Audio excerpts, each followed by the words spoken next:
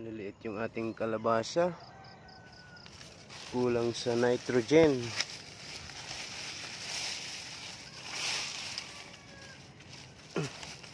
Pero pwede na to. Kulang siya sa nitrogen. Maliit siya. Nasa ano lang to, 3 kilo.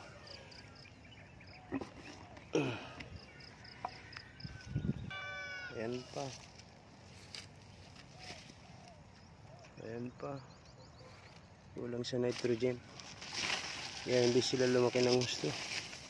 Ito mga sa ano lang to. 2 kilo.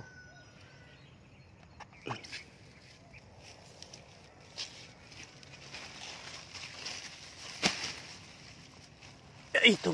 Maganda na to. Lagpas 3 kilo to.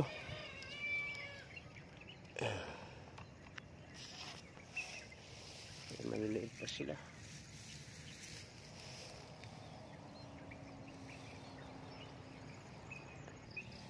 Daming bunga.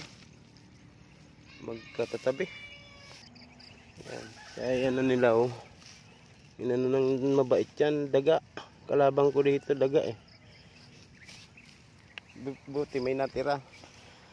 Eh, dapat magtatanim ka marami. Para may matira yung daga sa iyo. Kasi kung ang tatanim mo konti lang, pag nanginain ng daga, ay ang daga, gusto ring mabuhay yan eh.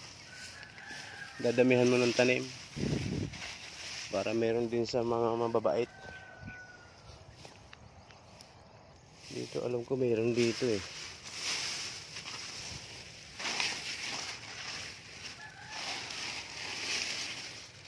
Meron dito alam ko. Wala. Ayun nakatago. Pero pwede na siya. Isang kunin.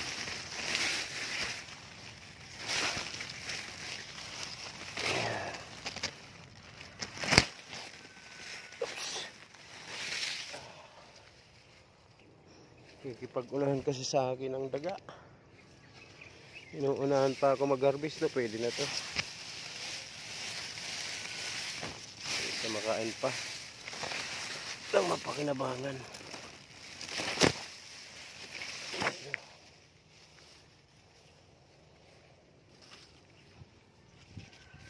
Ayan, pupulinate pa yan, 2 para matuloy. Yan ang diskarte para hindi malaglag yung bunga. Ayan, may bunga yan. Isa. Para matuloy lang. Yan po ay female. Isasaksak niya yung male. Yan lang, ganyan lang. Tawag po dyan ay pollination. Para matuloy lang yung bunga niya. Yan. Madami sanang bunga. Kaso, nagkikipag-unahan yung daga. Gaya nitong nandito. Ewan ko kung naubos na ito ng daga. Ayun o.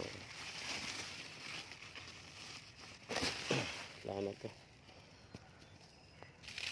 Ayun o. Lagos. Itong baging na to, may bunga to. Sayang lang. Sira na. Muntik ko pang maapakan. Si kalabasa. Yan. Ang gagawin ko na lang dito, pastulan ng kambing.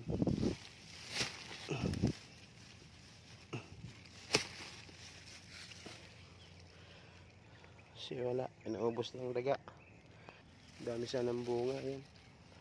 Pinagkakagat yung mga tangkay nila ng daga.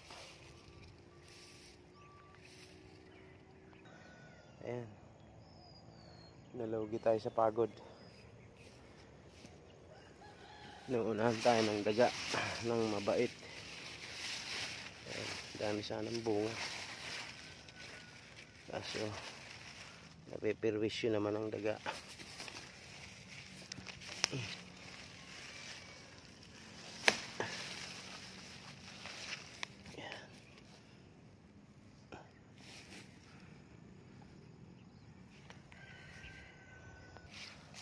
Ito, kunin na natin ito.